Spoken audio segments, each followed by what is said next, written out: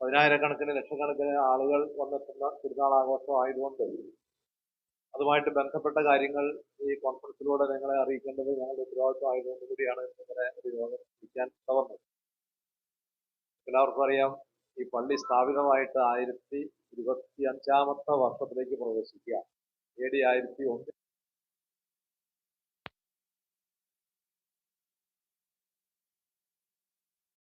ഈ അടുത്തിടെ ക്രിസ്മസ് ദിനത്തിലാണ് ഉദ്ഘാടനം ചെയ്തത്.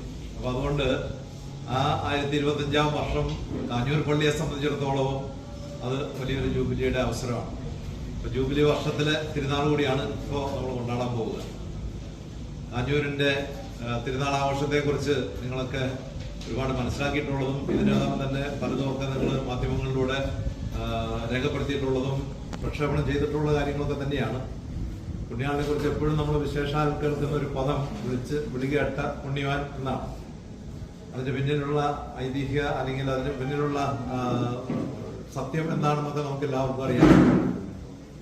ടിപ്പു സുൽത്താന്റെ കാലത്ത് ടിപ്പു സുൽത്താൻ ചെന്നെത്തുന്ന സ്ഥലങ്ങളിൽ അമ്പലങ്ങളും ദേവാലയങ്ങളും പള്ളികളും ഒക്കെ നശിപ്പിച്ചിരുന്ന ഒരു കാലത്ത് ടിപ്പുവിന്റെ സൈന്യം വരുന്നുണ്ടെന്ന് കേട്ടപ്പോ ഇവിടെയുള്ള അന്നത്തെ ക്രൈസ്തവരെല്ലാവരും ദേവാലയത്തിൽ ഒരുമിച്ചുകൂടി കണ്ണീരൊഴുക്കി പ്രാർത്ഥിച്ചു, പുണ്യാള ഞങ്ങളെ രക്ഷിക്കണേ എന്ന് പ്രാർത്ഥിച്ചപ്പോ ഒരുപാട് പേര് ടിപ്പു സുൽത്താനെ അതിൽ നിന്ന് പിന്തിരിപ്പിക്കാൻ ശ്രമിച്ചു. ഇത് ഈ അത്ഭുതങ്ങളൊക്കെ ചെയ്യുന്ന പുണ്യാനാണ്, ആക്രമിക്കാതെ പോകണമെന്ന് തന്നെ കീഴിലുള്ളവരൊക്കെ അദ്ദേഹത്തെ ഒന്ന് നിർബന്ധിക്കാൻ തുടങ്ങിയപ്പോ അദ്ദേഹം നേരിട്ട് പറഞ്ഞു, പുണ്യാളിന് അത്ര സിദ്ധിയുള്ള ആളാണെങ്കിൽ എന്നോട് നേരിട്ട് സംസാരിക്കട്ടെ, അപ്പൊ ഞാൻ വേണ്ട പോലെ ചെയ്യാം എന്ന് പറഞ്ഞപ്പോൾ ജനം മുഴുവനും കണ്ണീരൊഴുക്കി പ്രാർത്ഥിച്ചതിന്റെ പശ്ചാത്തലത്തിൽ പുണ്യാളിന്റെ രൂപത്തിൽ നിന്ന് തന്നെ വലിയൊരു ശബ്ദം ഉണ്ടായി, എന്നെ അവിടെ ഇരുത്താൻ അനുവദിക്കില്ലേ എന്നുള്ളൊരു ചോദ്യം ഇത് മുഴങ്ങിയതായിട്ടാണ് പരമ്പരാഗതമായിട്ട് വിശ്വസിച്ചു പോരുന്നത്.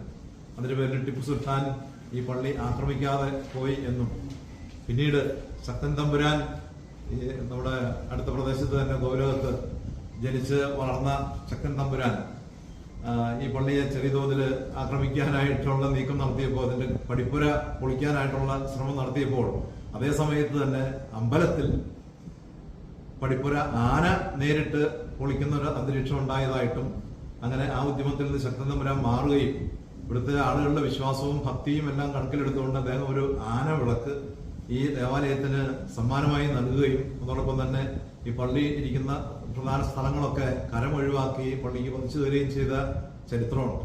അപ്പൊ അങ്ങനെയൊക്കെ പല രംഗങ്ങളിലും ഈ ദേവാലയം ഒരുപാട് വിശ്വാസികളുടെ, അത് കത്തോലിക്കരുടെ മാത്രമല്ല നാനാജാതി മതസ്ഥരുടെ മനസ്സുകളിൽ ഇടം തേടിയിട്ടുള്ളതും അതുപോലെ തന്നെ ഒരുപാട് ആളുകൾ ഇവിടെ വന്ന് പുണ്യാളിനോട് പ്രാർത്ഥിച്ച് അനുഗ്രഹങ്ങൾ നേടി തൃപ്തിയടഞ്ഞ് സന്തോഷത്തോടെ സമാധാനത്തോടെ സമാശ്വാസത്തോടെ മടങ്ങിപ്പോകുന്ന കാഴ്ച വർഷങ്ങളായി നമ്മൾ കണ്ടുകൊണ്ടിരിക്കുന്നു. ഞങ്ങളത് നിത്യേന കണ്ടുകൊണ്ടിരിക്കുകയും ചെയ്യുന്നു. അപ്പൊ ഇങ്ങനെയാണ് നമ്മുടെ കാഞ്ഞൂരിന്റെ ഒരു പശ്ചാത്തലം. ഒരുപാട് കാര്യങ്ങൾ അതിനെക്കുറിച്ചൊക്കെ വിശദീകരിക്കാനുണ്ട്. മുഴുവൻ കാര്യങ്ങളൊന്നും ഞാൻ പറയാൻ സമയമില്ലാത്തത് കൊണ്ടും വിശദീകരിക്കുന്നില്ല. തിരുനാളിന്റെ നടത്തിപ്പുമായിട്ട് ബന്ധപ്പെട്ട ഉത്തരവാദിത്വം വഹിക്കുന്നവരാണ് ഇവിടെ ഇരിക്കുന്നവരെല്ലാവരും. അതിനുവേണ്ട എല്ലാ ഒത്താശകളും നമ്മൾ ചെയ്തു കഴിഞ്ഞു. ഒരുപാട് 50 അംഗ കമ്മിറ്റി ഇതിനുവേണ്ടി പ്രവർത്തന നിരതമാണ്. കൂടുതൽ വോളണ്ടിയേഴ്സും സന്നദ്ധ സേവകരും ഒക്കെ മറ്റു രീതികളിൽ ഇതിനോട് ക്രിയാത്മകമായിട്ട് പങ്കെടുത്തുകൊണ്ടിരിക്കുന്നു. കഴിഞ്ഞ ഒരു മാസം തന്നെ ഈ ഇടവകയിൽ തന്നെ ഒരുപാട് ആക്ടിവിറ്റീസും വലിയ ആഘോഷങ്ങളും ആവേശകരമായ ക്രിസ്മസ് ഘോഷയാത്രയൊക്കെ നടത്തിയതും നിങ്ങൾ പലരും ഒക്കെ കണ്ടിട്ടുള്ളതും അതുപോലെ തന്നെ മനസ്സിലാക്കിയിട്ടുള്ളതും നിങ്ങൾ പ്രക്ഷേപണം ചെയ്തിട്ടുള്ളതുമാണ്. അപ്പൊ അതിന്റെയൊക്കെ ഒരു തുടർച്ചയായിട്ട് ഏറ്റവും വലിയ ആഘോഷമായിട്ട് ഈ ഇടവകയുടെ വിശുദ്ധ സെബസ്ത്യാനോസ് പുണ്യാളന്റെ തിരുനാളിന് നിങ്ങളെല്ലാവരെയും ഞങ്ങൾ ക്ഷണിക്കുകയും അതോടൊപ്പം തന്നെ ഈ തിരുനാളുമായിട്ട് ബന്ധപ്പെട്ട വാർത്തകൾ മനോഹരം മുഴുവനും അറിയിക്കുന്നതിൽ നിങ്ങൾ കാണിക്കുന്ന ആ വലിയൊരു ശ്രമത്തെ ഞങ്ങൾ ശ്ലാഘിക്കുകയും നന്ദി പറയുകയും ചെയ്തുകൊണ്ട് തിരുനാളിന്റെ വിശദാംശങ്ങൾ സംസാരിക്കാൻ ഞാൻ ജനറൽ കൺവീനറെ റോബർട്ടിനെ ക്ഷണിക്കുന്നു. ഏകദേശം വിചാരിച്ചും പറഞ്ഞു കഴിഞ്ഞു. ഈ നാട്ടില് അല്ലെങ്കിൽ കേരള സഭയില് നമുക്ക് ഇതിനേക്കാളും വലിയ ആഘോഷങ്ങൾ നടക്കുന്ന പള്ളികളുണ്ടാവും. പക്ഷെ ഇത്രമാത്രം ചരിത്രങ്ങൾ ഉറങ്ങുന്ന ടിപ്പുവിന്റെ പടയം പോലും കാഞ്ഞൂർ പുണ്യാളൻ ഇവിടെ നിന്ന് അകറ്റി ശക്തൻ തമ്പുരാനെ പുണ്യാളന്റെ ശക്തി എന്താണെന്നുള്ളത് തിരിച്ചറിയിച്ചു കൊടുത്തു. സത്യം പറഞ്ഞു കഴിഞ്ഞാൽ നമ്മൾ കാണാതെ പോകുന്ന അല്ലെങ്കിൽ മനസ്സിലാക്കാതെ പോകുന്ന ഒരു ചരിത്രം കൂടി ഇതിന്റെ പിന്നിലുണ്ട്. നമ്മുടെ നാട്ടിലെ ഏറ്റവും വലിയ ആഘോഷം എന്ന് പറയുന്നത് പൂരം എന്ന് പറയുന്നത് തൃശ്ശൂർ പൂരമാണ്. തൃശ്ശൂർ പൂരം വിഭാവനം ചെയ്തത് ശക്തൻ തമ്പുരാനാണ്. ശക്തൻ തമ്പുരാനെ ഇവിടുത്തെ ഐതിഹ്യങ്ങൾ നോക്കുമ്പോൾ ശക്തൻ തമ്പുരാന് വെടിക്കെട്ടുകളോ മേളങ്ങളോ ഒന്നും ഇഷ്ടമല്ലായിരുന്നു. അതുകൊണ്ടാണ് വെടിക്കെട്ട് പരമായിട്ടുള്ള ഒരു ചരിത്രം ശക്തൻ തമ്പുരാന്റെ ഐതിഹ്യത്തിൽ പറയുമ്പോൾ ശക്തൻ തമ്പുരാൻ ഇവിടെ വിശ്രമ ജീവിതത്തിന് വിശ്രമിക്കാനായിട്ട് വരുമ്പോൾ, കോവിലത്ത് വിശ്രമിക്കാനായിട്ട് വരുമ്പോൾ തിരുനാൾ സമയത്ത് കഥനം ഒഴുകുകയും അത് അരോചകമായിട്ട് തോന്നിയിട്ട് ആ കഥനങ്ങളൊക്കെ വെള്ളത്തിൽ കൊണ്ടുവന്നിടാൻ, പുഴയിൽ കൊണ്ടുവന്നിടാനായിട്ട് ആജ്ഞാപിക്കുകയും തിരുനാളിന് പ്രദക്ഷിണം ഇറങ്ങിയപ്പോൾ പുഴയിൽ കിടന്ന് ആ കഥനകൾ പൊട്ടി എന്ന് പറഞ്ഞപ്പോൾ തിരുനാൾ കോപിഷ്ഠനായിട്ട് ശക്തൻ തമ്പുരാൻ കോപിഷ്ഠനായിട്ട് വരികയും ഇത് തിരിച്ചറിഞ്ഞ ശക്തൻ തമ്പുരാൻ ആനവൾക്കും തുടലുകൾക്കും കുത്തുവൾക്കും ഒക്കെ കാണിക്കായി കൊടുത്തു. അതിന്റെ ഭാഗമായിട്ടാണ് നമ്മൾ 17-ാം തീയതി തിരുനാളിന്റെ കൊടിയേറുന്ന ദിവസം ജനുവരി 17-ാം തീയതി കൊടിയേറ്റ് കഴിഞ്ഞിട്ട് അതിമനോഹരമായിട്ട് ശക്തൻ തമ്പുരാൻ കൊടുത്ത ആനവിളക്ക് നമ്മൾ പള്ളി ചുറ്റി എല്ലാവരുടെയും സാന്നിധ്യത്തിൽ തൂക്കുന്നത്. അപ്പൊ അതിന്റെയൊക്കെ ഒരു ഓർമ്മ നമുക്കറിയാം. ശക്തൻ തമ്പുരാൻ എന്ന് പറഞ്ഞ ഒരു വ്യക്തി കേരളത്തിലെ ഒരു ക്രൈസ്തവ ദേവാലയത്തില് ഒരു സമർപ്പണം നടത്തി അല്ലെങ്കിൽ കാണിക്ക വെച്ചത് നമ്മുടെ കാഞ്ഞൂർ പള്ളിയിൽ മാത്രമാണ്. ഇതിന്റെ പശ്ചാത്തലത്തിലാണ് ശക്തൻ തമ്പുരാൻ തൃശ്ശൂർ പൂരം വിഭാവനം ചെയ്തത് എന്നുള്ളൊരു ഐതിഹ്യം കൂടിയുണ്ട്. അത് എത്ര ആൾക്കാർക്ക് അറിയാമെന്നുള്ളത് ഇപ്പൊ നമുക്കറിയില്ല.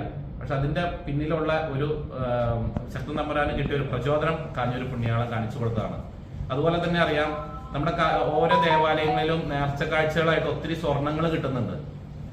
പുണ്യാളുടെ കഴുത്തിൽ അണിയിക്കാനായിട്ടും അല്ലെങ്കിൽ ഏത് അമ്പലത്തിലായാലും നേർച്ചയായിട്ട് കാണിക്കയായിട്ട് കിട്ടാറുണ്ട്. നമ്മുടെ പുണ്യാളുടെ കഴുത്തിലും അല്ലെങ്കിൽ പുണ്യാളിന് ഒത്തിരി സ്വർണ്ണാഭരണങ്ങളൊക്കെ കിട്ടാറുണ്ട് എല്ലാ വർഷവും. പക്ഷെ നമ്മള് പുണ്യാളിന്റെ കഴുത്തില് 19-ാം തീയതി ഒരു മാല മാത്രമാണ്, ഒരു നെക്ലസ് മാത്രമാണ് അണിയിക്കാറുള്ളൂ.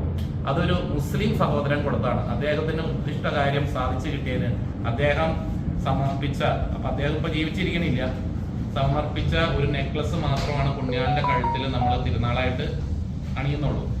അത് ഒരു മതസൗഹാർദ്ദത്തിന്റെയും ഒരു സാഹോദര്യത്തിന്റെയും ഒരു നന്മയുടെയും പ്രതീകമായിട്ട് തന്നെയാണ് കാഞ്ഞൂര് ജനങ്ങൾ മൊത്തം കണക്കാക്കുന്നത്. അപ്പൊ ഇത്രയും വലിയ ഐതിഹ്യങ്ങളും ചരിത്രങ്ങളും ഉറങ്ങുന്ന ഒരു പള്ളിയുടെ തിരുനാളാണ് നമ്മൾ ആഘോഷിക്കാൻ പോകുന്നത്. പുണ്യാളെ സംബന്ധിച്ച് നോക്കുമ്പോൾ യുവാവായിരിക്കെ ക്രിസ്തുവിന് വേണ്ടി അതിക്രൂരമായിട്ട് കൊല്ലപ്പെട്ട ഒരു വ്യക്തിയാണ്. അതെല്ലാവർക്കും അറിയാം. അമ്പ് ചെയ്തിട്ടല്ല പുണ്യാളൻ മരിച്ചത്. അമ്പ് ചെയ്തിട്ട് മരിച്ചു എന്നും കരുതി പടയാളികള്, നൈസ്കളെ ചക്രവർത്തിയുടെ പടയാളികള് മരിച്ചു എന്നും കരുതി പോവുകയും ഐറിൻ എന്ന് പറയുന്ന ഒരു സ്ത്രീ ആ വഴി കടന്നു വന്ന് പുണ്യാളന് ജീവനുണ്ട് എന്ന് തിരിച്ചറിഞ്ഞ് മുറിവുകളൊക്കെ വെച്ച് കെട്ടി. പിന്നെയും പുണ്യാളന് ശക്തി, ശരീരമൊക്കെ മുറിവുകളൊക്കെ ഉണങ്ങിയിട്ട് പിന്നെയും ക്രിസ്തുവിന് വേണ്ടി ഈ ഡൈക്കളെ ചക്രവർത്തിയുടെ അടുത്ത് സാക്ഷ്യം പറയാൻ പോയപ്പോൾ കോപിഷ്ഠനായ ചക്രവർത്തി പുണ്യാളനെ ഗതയ്ക്കടിച്ച് കൊന്ന് കഴുകന്മാർക്ക് എറിഞ്ഞിട്ട് കൊടുക്കാൻ പറഞ്ഞു. അതിന്റെ ഭാഗമായിട്ട് ഗതയ്ക്കടിച്ച് കൊല്ലുകയും കഴുകന്മാർക്ക് ഭക്ഷിക്കാനായിട്ട് എറിഞ്ഞിട്ട് കൊടുക്കുകയും കഴുകന്മാര് അത് പൂജ്യമായ ഒരു ശരീരമാണെന്ന് തിരിച്ചറിയുകയും കഴുകന്മാരെ തൊടിയിക്കാണ്ട് അല്ലെങ്കിൽ ആകാശത്ത് വട്ടമിട്ട് പറന്ന പരുന്തുകൾ അപ്പോൾ ഉണ്ടായി. ഈ ശരീരത്തെ കാത്തു സൂക്ഷിച്ച് ശരീരത്തിനെ ആരും കുത്തിവലിക്കാതെ വട്ടമിട്ട് പറന്നു പരുന്തുകൾ. അതിന്റെ ചരിത്രപരമായിട്ട് സാക്ഷ്യപത്രമാണ് നമ്മുടെ 20-ാം തീയതി മരണപ്പെട്ട ദിവസം, പുണ്യാളൻ മരണപ്പെട്ട ദിവസം ജനുവരി 20-ാം തീയതി 12 മണിക്ക് ഇറങ്ങുന്ന പ്രദക്ഷിണം. പുണ്യാളന്റെ ആത്മാവ് ആ പ്രദക്ഷിണത്തിന് ആ രൂപത്തിൽ കുടികൊള്ളുന്നുണ്ട് എന്നുള്ളതിന്റെ സാക്ഷ്യപത്രമാണ് ആ സമയത്ത് ആ 3 മണിക്കൂറും 12 മണിക്ക് ഇറങ്ങുന്ന പ്രദക്ഷിണം 3 മണിക്ക് കയറുമ്പോൾ വരെ മുകളില് രൂപത്തിന് മുകളിൽ വട്ടമിട്ട് പറക്കുന്ന പരുന്തുകൾ. ഒരുപക്ഷെ ശാസ്ത്രീയപരമായിട്ട് പലർക്കും അതിനെപ്പറ്റി പല കാര്യങ്ങളും പറയാനുണ്ടാവായിരിക്കാം. പക്ഷെ കറക്റ്റ് 12 മണിക്ക് തന്നെ രൂപത്തിന് മുകളിലെ പരുന്തുകൾ വരുന്നത് നിങ്ങൾക്ക് എല്ലാവർക്കും അറിയാവുന്നതാണ്. നമ്മുടെ ചാനലിലൂടെയൊക്കെ എല്ലാവരും നിങ്ങളൊക്കെ ഭംഗിയായിട്ട് മറ്റുള്ളവരേക്ക് എത്തിക്കുന്നതാണ്. പക്ഷെ ഇത് അതിന്റെ ചരിത്രം, ഇതുപോലെ നടക്കുന്ന കണ്ണിന് നേർക്കാഴ്ചയുള്ള ഒരു അത്ഭുതങ്ങളൊക്കെ നേരിട്ട് കാണാൻ തിരുനാൾ കമ്മിറ്റി ഈ വലിയ തിരുനാളിലേക്ക് ഏഷ്യയിലേക്ക് വെച്ച ഏറ്റവും വലിയ 3 പ്രദക്ഷിണങ്ങളാണ് നമ്മൾ നടത്തുന്നത്. ഈ പ്രദക്ഷിണവും ഇവിടുത്തെ ഈ പുണ്യാളുടെ ശക്തിയും ഈ പുണ്യാളുടെ അനുഗ്രഹവും പ്രാപിക്കുവാൻ വേണ്ടി തിരുനാൾ കമ്മിറ്റിയും ആഘോഷ കമ്മിറ്റിയും വൈദികരും വികാരിച്ചനുൾപ്പെടെയുള്ള വൈദികരും ട്രസ്റ്റിമാരും സെൻട്രൽ കമ്മിറ്റി ഭാരവാഹികൾ എല്ലാവരും ചേർന്ന് നടത്തുന്ന കാഞ്ഞൂരിന്റെ ഈ വലിയ ആഘോഷത്തിലേക്ക് നിങ്ങൾ എല്ലാവരെയും സ്നേഹപൂർവ്വം ക്ഷണിക്കുകയാണ്. എല്ലാ മാധ്യമ സുഹൃത്തുക്കളുടെയും പങ്ക് നന്ദി വലുത് തന്നെയാണ്. നിങ്ങൾ കഴിഞ്ഞ കാലങ്ങളിൽ ചെയ്ത എല്ലാ സഹായത്തിനും പ്രത്യേകം നന്ദിച്ചുള്ള കൊടിയേറ്റ് 19-ാം തീയതി ജനുവരി 17 രാവിലെ 9 മണിക്കാണ് കൊടിയേറ്റ്. കൊടിയേറ്റിന് ശേഷം ചരിത്ര പ്രസിദ്ധമായ ശക്തൻ തമ്പുരാൻ കൊടുത്ത ആനവിളക്ക് പള്ളി ചുറ്റി തൂക്കുന്നു. അതിനുശേഷം വിശുദ്ധ കുർബാനയും നൊവേനയും നടത്തുന്നു. തിരുനാളിനോടനുബന്ധിച്ചുള്ള കപ്പേളയിലെ കച്ചേരിപ്പടിക്കുള്ള കാഞ്ഞൂര് ജംഗ്ഷനിലുള്ള കപ്പേളയിലെ നൊവേന ജനുവരി 10-ാം തീയതി വൈകിട്ട് 6 മണിയോടുകൂടി വിശുദ്ധ കുർബാനയോടുകൂടി തുടങ്ങുന്നു. 18-ാം തീയതി കപ്പേളയിലെ നൊവേന സമാപിക്കുന്നു. അന്ന് കാലടി കാഞ്ഞൂര് ശ്രീമൂലകരം ഭാഗത്തുള്ള എല്ലാ വാഹന ഉടമകളും തൊഴിലാളികളുമാണ് അന്ന് വാഹനങ്ങൾ വെഞ്ചരിക്കുകയും പ്രദക്ഷിണമായിട്ട് 3 മണിക്ക് പ്രദക്ഷിണം പള്ളിയിൽ നിന്ന് ഇറങ്ങി ആ പ്രദർശനത്തിന് ശേഷം വാഹനങ്ങൾ വെഞ്ചരിക്കുകയും തുടർന്ന് ദിവ്യബലിയും നൊവേനയും തുടർന്ന് എല്ലാ വാഹനങ്ങളുടെ അകമ്പടിയോടുകൂടി അമ്പ് പള്ളിയിലേക്ക് തിരിച്ചു കയറുകയാണ് 18-ാം തീയതിയിലത്തെ നൊവേനയുടെ സമാപനം. പിന്നെ നമ്മുടെ 20-ാം തീയതി രാവിലെ 9:45 തിരുനാൾ പാട്ടുകുർബാന. പാട്ടുകുർബാനയ്ക്ക് ശേഷമാണ് ചരിത്ര പ്രസിദ്ധമായ അത്ഭുതങ്ങൾ നേർക്ക് കാണുന്ന നമ്മുടെ തിരുനാൾ പ്രദക്ഷിണം ഇറങ്ങുന്നത്. അത് 3 മണിക്കൂറാണ്. 12 മണിക്ക് ഇറങ്ങിയിട്ട് 3 മണിക്ക് തിരിച്ചു കയറുന്നു. തുടർന്ന് നമ്മൾ വൈകിട്ട് പള്ളി ചുറ്റി സമാപന പ്രദക്ഷിണം 6:30 1.5 മണിക്കൂർ നീണ്ടുന്ന സമാപന പ്രദക്ഷിണം. അതോടുകൂടിയാണ് നമ്മുടെ തിരുനാളിന്റെ കർമ്മങ്ങൾ തീരുന്നത്. പിന്നീട് 26-ാം തീയതി പുണ്യാള 8-ാമട ദിവസമാണ്. 26, 27, 26-ാം തീയതി 9:30 വിശുദ്ധ കുർബാന. തുടർന്ന് വൈകിട്ട് 6:30 പള്ളി ചുറ്റി പ്രദക്ഷിണം. അതുപോലെ തന്നെ 27-ാം തീയതി 10 മണിക്ക് തിരുനാൾ പാട്ട് കുർബാന. തുടർന്ന് ഉച്ചയ്ക്ക് 12 മണിക്ക് പള്ളി ചുറ്റി പ്രദക്ഷിണം. 1 മണിക്കൂർ നീളുന്ന സമാപന പ്രദക്ഷിണം. അങ്ങനെയാണ് തിരുനാളിന്റെ കർമ്മങ്ങൾ.